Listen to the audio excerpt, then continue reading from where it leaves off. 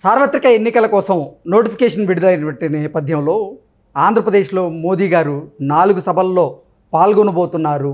అందులో కడప కూడా ఉంది. కడపలో మోదీ గారు వైఎస్ వివేకానందరెడ్డి హత్య గురించి మాట్లాడే అవకాశం ఉంది. సో అది భావించినటువంటి జగన్మోహన్ రెడ్డి అలాగే అవినాష్ రెడ్డిలో భయం మొదలైంది అంటూ ఒక వార్త సోషల్ మీడియా వేదికగా చక్కర్లు కొడుతున్నటువంటి నేపథ్యంలో ఈ అంశానికి సంబంధించి మనతో మాట్లాడేందుకు ప్రముఖ సీనియర్ జర్నలిస్ట్ దుర్గాకుమార్ గారు మనతో ఉన్నారు. సార్తో మాట్లాడదు. Sir hi sir. నమస్కారం కృష్ణ గారు, మన వీక్షకులు కూడా. సార్ నోటిఫికేషన్ వచ్చేసింది ఎన్నికలకి. అయితే ప్రధాని మోదీ గారు ఆంధ్రప్రదేశ్లో 4 బహిరంగ సభల్లో పాల్గొనబోతున్నారని, వాటిలో కడప కూడా ఉందని, కడపలో ప్రధాని మోదీ గారు వైఎస్ వివేకానందరెడ్డి హత్య గురించి కూడా ప్రస్తావించే అవకాశం ఉంది అని భావించినటువంటి జగన్మోహన్ రెడ్డిలో ఓటమి భయం మొదలైంది అంటూ ఒక వార్త సోషల్ మీడియాలో చక్కర్లు కొడుతూ ఉంది. దీన్ని ఎలా మనం చూడొచ్చు? అంటే మీరు అన్నట్టు కూటమిని బలపరచడం కోసం ప్రధానమంత్రి గారు ముఖ్యంగా ఆంధ్రప్రదేశ్ మీద ఈసారి ప్రత్యేక దృష్టి పెడుతున్నారండి. ఇప్పుడు వాళ్ళ బీజేపీ క్యాండిడేట్స్ ఎంతమంది గెలవరనే తర్వాత విషయం. తెలుగుదేశంకి బాగా విజయ అవకాశాలు కనబడుతున్నాయి జనసేన కూటమికి. కాబట్టి దీన్ని బలపరిస్తే రేపు తెలుగుదేశం జనసేన అభ్యర్థులు గెలిచినా కూడా బీజేపీకి బలమే. కాబట్టి దాని తోడు బీజేపీ బాగా వీక్గా ఉంది కాబట్టి పార్టీని ఎంతో కొంత ప్రధానమంత్రి ఈ 4 సభల్లో అయినా కనీసం ఈ ఎన్నికల్లోపు మాట్లాడాలనేది ఒక లక్ష్యంగా పెట్టుకున్నట్టు తెలుస్తుంది. ముందుగా అనకాపల్లి ఒకటి, రాజమండ్రి ఒకటి పక్కాగా జరుగుతాయి. ఒకటి కడప ఆర్ రాజంపేట అంటున్నారు. అంటే లాజిస్టిక్స్ ఆయనకున్న టైము డిస్టెన్స్ని బట్టి పొలిటికల్గా ఎక్కడ అడ్వాంటేజ్గా ఉంటుంది. ఇప్పుడు రాజంపేట పెట్టడం వలన ఇంకా పక్క నియోజకవర్గాలకి ఉంటుందా, కడప పెడితే బాగుంటుందా? ఇప్పుడు కడపలో అంటూ పెడితే కనుక ప్రధానమంత్రి గారు వివేక హత్యని టచ్ చేయకుండా ఉండటం అనేది జరగదు. ఎందుకంటే అదే ప్రధాన అంశంగా జరుగుతుంది. ఇప్పుడు షర్మిల గారు కూడా అదే ప్రధాన అంశంగా పెట్టుకుని పోటీ చేస్తుంది. తర్వాత ఆ హత్యలో 8వ ముద్దాయిగా ఉన్న అవినాష్ వైఎస్ఆర్సీపీ అభ్యర్థిగా 2వ పోటీ చేస్తున్నాడు. తర్వాత ఈసారి ఎన్నికల్ని డాక్టర్ సునీత గారు కూడా చాలా ప్రెస్టేజ్గా తీసుకుని తన తండ్రి మరణంలో ముద్దాయిగా ఉన్న వ్యక్తి మళ్ళీ పోటీ చేయటం ఏంటి, దీనికి జగన్మోహన్ రెడ్డి గారు సపోర్ట్ చేయటం ఏంటి, నాకు ఎక్కడా కూడా ఈ కేసు ముందు పడకుండా జగన్మోహన్ రెడ్డి గారు అడ్డుపడ్డాడు ఆయన అధికారంతో. కాబట్టి వాళ్ళ ప్రజా కోర్టులోనే తేల్చుకోవాలనేది షర్మిల అండ్ డాక్టర్ సునీతారెడ్డి ఒక నిశ్చిత అభిప్రాయానికి వచ్చి ఇక ప్రజల ముందు కుటుంబంలోని అతి సున్నిత విషయాలను కూడా బహిరంగంగా చెప్తున్నారు. ఇక వాళ్ళకి అంతకన్నా గత్యంతరం కూడా లేదు. ఎందుకంటే ప్రజలకు చెప్పదలుచుకున్నప్పుడు కుల్లాగానే చెప్పాలి, పారదర్శకంగా. కొన్ని దాచి కొన్ని చెప్పడం కుదరదు. ఈ పరిస్థితుల్లో జగన్మోహన్ రెడ్డికి ఒక డౌట్ అయితే వచ్చేసింది. ఈ ఇన్ని నిజాలు బయటికి తెలిసిన తర్వాత ఇక నన్ను ప్రజలు క్షమించరని. అందుకు ఆయన ఏం చేశాడంటే, ఇప్పుడు గతంలో అయితే తల్లిని దించేవాడు విజయం గారిని ఎన్నికల బరిలోకి, ప్రచార బరిలోకి. కానీ ఈసారి విజయం గారు లేరు, అమెరికా వెళ్ళిపోయారు. ఆమె ఇద్దరికి సపోర్టు చేయదలుచుకోవాలి. ఎందుకంటే రెండు కళ్ళు ఇద్దరు పోటీ చేస్తున్నారు. పులివెందుల్లోనేమో ఈయన పోటీ చేస్తున్నాడు. తర్వాత 2 పార్టీలు డి అంటే డి అంటున్నాయి, ముఖ్యంగా కడప జిల్లాలో. కాబట్టి ఆమె ఏ పార్టీ? రెండోది, గతంలో రాష్ట్రం అంతా పర్యటించి ప్రజలకు ఇచ్చిన హామీలని జగన్మోహన్ రెడ్డి గారు ఏమాత్రం గౌరవించలేదు, అమలు చేయలేదు. ఆమె తెల్లముఖం వేయాల్సిన పరిస్థితి వచ్చింది. దానితోడు ప్రజలను కూడా పీడించే పాలన చేశాడు.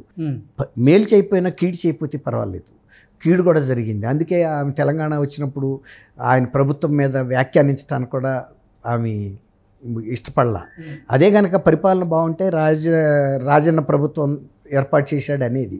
కానీ రాజన్న ప్రభుత్వానికి భిన్నంగా జరుగుతుంది. ప్రజలను వేధించడం, అధికారులను వేధించడం, ప్రతిపక్ష నాయకులకు చెందిన కుటుంబ సభ్యులు మహిళల్ని కించపరిచే విధంగా అసెంబ్లీలో మాట్లాడటం, ఇవన్నీ కూడా రాజనీతికి తగ్గ విషయాలు కాదు. తర్వాత ఎన్టీఆర్ గారు పెట్టిన వైద్య ఆరోగ్య యూనివర్సిటీ పేరుని మార్చడం, వైద్య విశ్వవిద్యాలయం పేరుని, ఇవన్నీ కూడా ఆమె కూడా మింగలేని విషయాలే.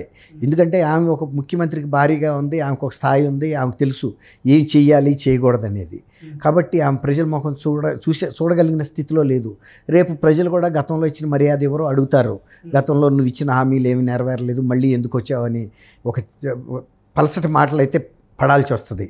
తర్వాత ఆమెనే గౌరవ అధ్యక్షురాలుగా ఒక అన్సెరమోనియస్గా, అంటే పద్ధతి లేకుండా కూడా నిష్కర్షగా దించేశాడు. అది ప్రజలందరూ బాధపడ్డారు. ఎందుకంటే ప్రజలు అందరూ ఓన్ చేసుకున్నారు విజయం అని. ఒక పెద్ద మనిషి రాజశేఖర రెడ్డి గారి భార్య ఎప్పుడు కూడా వివాదాల్లో లేదు, మన ఇంటి ఆడబడుచు అన్నంత ప్రేమగా చూశారు. కానీ ఈయనకి తల్లి మీద ప్రేమ లేదు, ప్రజలు ఇంతమంది అభిమానిస్తున్నారు నా తల్లిని, అందుకోసమైనా గౌరవాధ్యక్షురాలుగా కొనసాగించాలనే అది లేదు ఆయనలో ఆలోచన. ఈ విధంగా అన్ని వర్గాల ప్రజల అభిమానాన్ని కోల్పోయాడు.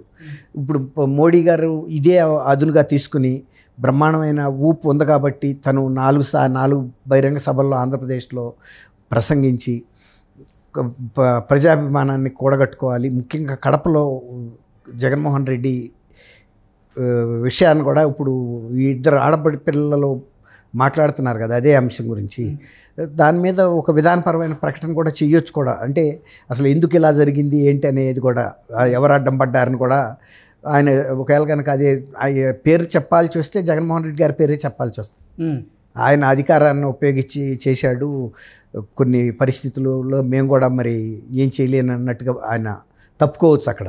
కానీ జగన్మోహన్ రెడ్డి అయితే నిందపడాలి. ఎందుకంటే చంపింది ఆయనే, చంపించి కేసుకి అడ్డం పడ్డాడని ఇప్పుడు షర్మిల గారును సునీతారెడ్డి చెప్పిన విషయాల్ని మోడీ గారు కూడా బలపరిచినట్టు అవుద్ది కదా, కరెక్టేనండి. అడ్డం పడిన వ్యక్తి ఆయనే అని. అందువల్ల సహజంగా ఆయనకి ఒక భయం అయితే ఏర్పడింది. దీనికి తోడు ఈ 4 కాకుండా చంద్రబాబు నాయుడు గారు, పవన్ కళ్యాణ్ గారు కూడా కొన్ని ఇతర ప్రదేశాల్లో మీటింగులు పెట్టి విస్తృతంగా వీళ్ళిద్దరు కూడా ప్రచారం చేయడానికి ఏర్పాట్లు చేసుకున్నారు. 19వ తేదీనేమో ఆలూరు అండ్ రాయదుర్గంలో మీటింగుల్లో ఇద్దరు పార్టిసిపేట్ చేస్తారు. ఒకవేళ కనుక ఏదన్నా కారణాల రీత్యా పవన్ కళ్యాణ్ గారికి టైం కుదరపోయినా చంద్రబాబు నాయుడు గారు తప్పకుండా పార్టిసిపేట్ చేస్తాడు. 95%, 98% పవన్ కళ్యాణ్ గారు. అట్లాగే 20వ తారీఖున గూడూరు, సర్వేపల్లి, సత్యవీడు వీటిలో ప్రజాగళం మీటింగులు ఏర్పాటు చేసుకున్నారు వీళ్ళు. తర్వాత 24వ తారీఖున రాజంపేట, రైల్వే కోడూరు, ఇట్లా ఒక వీళ్ళు ప్రాంతీయ సమావేశాలు వీళ్ళు ఏర్పాటు చేసుకున్నారు. ఒక 4 ప్రధానమంత్రి గారు, 4 కాకపోయినా 3 అయితే పక్కాగా అనేది తేలిపోయింది. ఇక 4వది ఎక్కడనేదే పాయింట్. ఇక కాబట్టి ఈ ఎఫర్ట్ ప్రధానమంత్రి చేసేది ఈ కూటమికి బలపరుస్తుంది.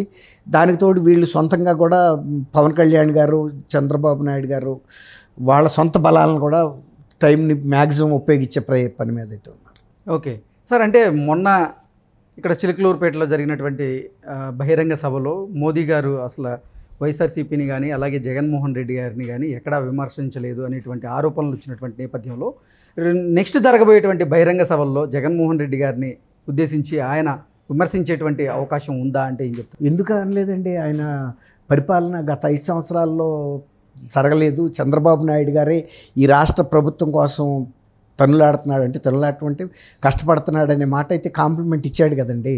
ఈయనలో ఉంది. కానీ రాష్ట్ర ప్రగతికి సంబంధించి గత 5 సంవత్సరాల నుంచి చంద్రబాబు నాయుడు గారు చేస్తున్న పోరాటం అలుపెరగని పోరాటం అని చెప్పాడు. అంటే ఆయన కాంప్లిమెంట్ ఇచ్చినట్టే కదా. దుష్పరిపాలనకు వ్యతిరేకంగా చంద్రబాబు నాయుడు గారు ప్రజల తరపున పోరాడాడు, ప్రజల శ్రేయస్సు కోరే వ్యక్తి చంద్రబాబు నాయుడు గారని చెప్పకనే చెప్పాడు కదండి.